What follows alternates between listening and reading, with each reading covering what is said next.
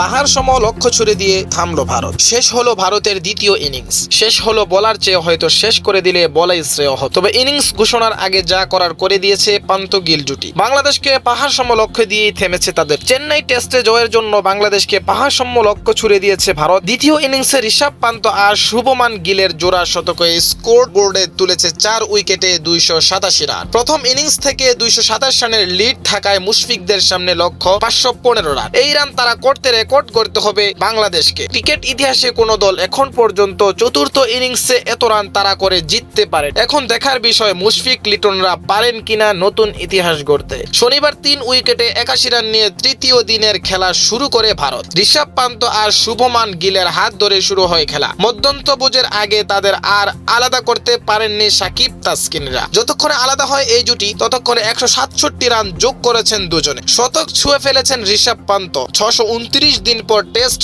ক্রিকেটে ফেরা wicket keeper batter মাঠে নেমেই পেলেন 3 অঙ্কের দেখা। তবে তার বিদায়ই ভাঙ্গে জুটি। মিরাজের বলে ফেরার আগে করেন 128 বলে 109 রান। প্রান্তের পর শতক পূর্ণ করেন গিলও। তার ইনিংস আর কেউ থামাতে পারেননি। রোহিত শর্মা ইনিংস ঘোষণা করলে গিল মাঠ ছাড়েন 119 রান নিয়ে। সাথে 22 রানে অপরাজিত ছিলেন লোকেশ রাহুল। এর আগে এম চিদাম্বরম স্টেডিয়ামে টসে হেরে আগে ব্যাট করে ভারত তাদের প্রথম ইনিংসে থামে 376 রানে। তবে বাংলাদেশ গুটিয়ে যায় 149 রানেই। 127 রানের লিড পায় স্বাগতিকেরা। ফলো অনের সুযোগ থাকলেও এটি কাজে লাগায়নি তারা।